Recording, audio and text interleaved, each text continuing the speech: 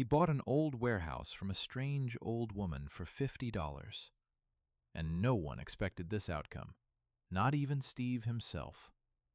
It happened on a quiet afternoon at the edge of town, where abandoned industrial buildings stood forgotten like relics from another era.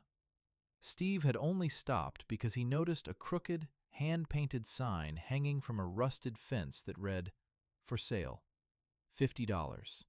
And sitting beside the gate was an elderly woman wrapped in a heavy coat despite the warm weather, her sharp eyes watching him as if she had been waiting specifically for him to arrive.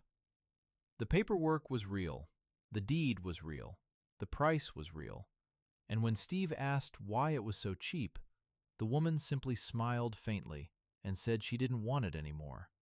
But there was something unsettling in her voice, something that felt like a warning disguised as indifference. Yet curiosity won, and within minutes the money changed hands, and the cold metal keys rested in Steve's palm. When he stepped inside the warehouse, the smell hit him immediately. Dust, rust, and something stale that suggested the air had been sealed for years. Thin beams of sunlight cut through cracks in the walls, revealing broken shelves, scattered crates, and old machinery. But then he noticed something strange in the center of the floor. A patch of concrete smoother and newer than the rest, slightly raised as if someone had poured it long after the building was constructed. And the moment he tapped it with a metal rod, the hollow echo sent a surge of adrenaline through his chest. He spent nearly an hour breaking through the slab with tools from his car, until finally the concrete cracked open, revealing a metal hatch beneath it. Not rusted, not damaged, almost pristine.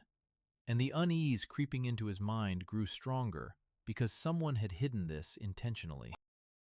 The hatch opened with a heavy mechanical click, revealing a narrow staircase descending into darkness, and Steve hesitated only briefly before turning on his flashlight and climbing down, the air growing colder with each step until he reached the bottom and realized he wasn't in a basement at all, but in a hidden laboratory filled with stainless steel tables, thick cables, and machines that looked decades ahead of modern technology, their surfaces smooth and unfamiliar, almost alien in design.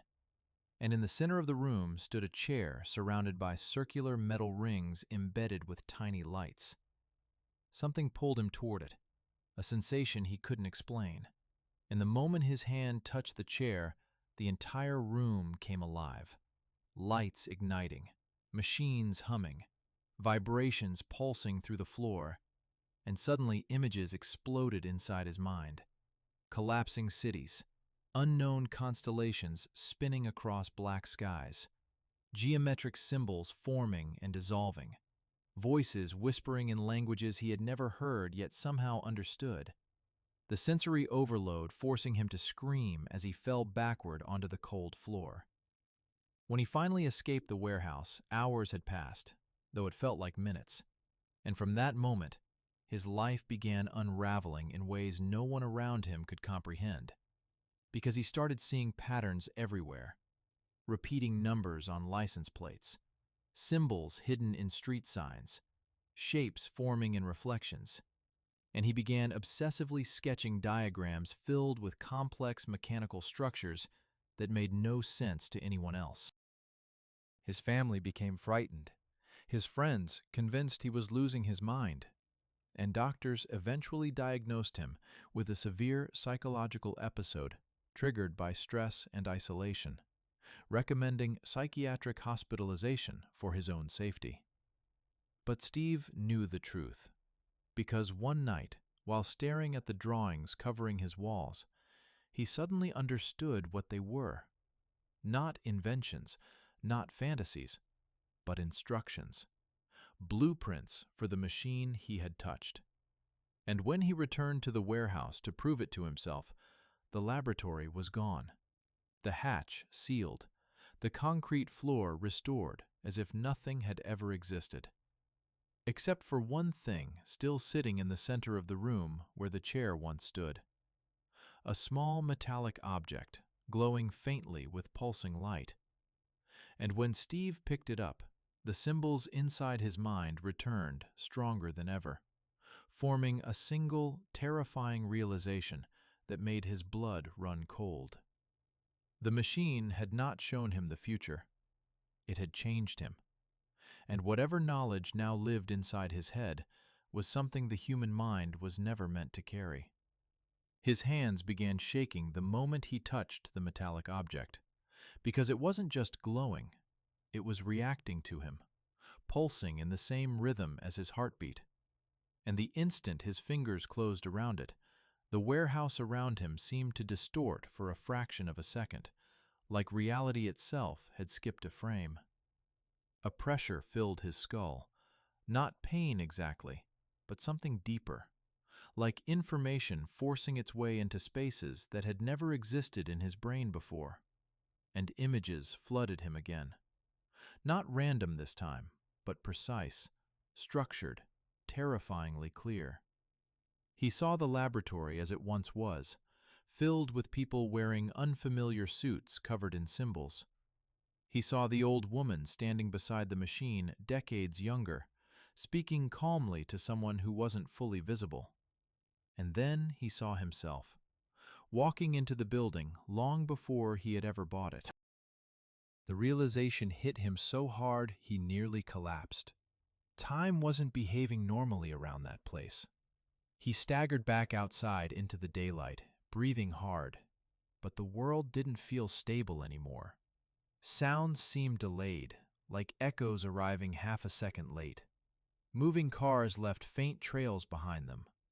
When he blinked, he sometimes saw brief flashes of other environments layered over reality. Different weather, different lighting, different moments that didn't belong to the present. That night he didn't sleep.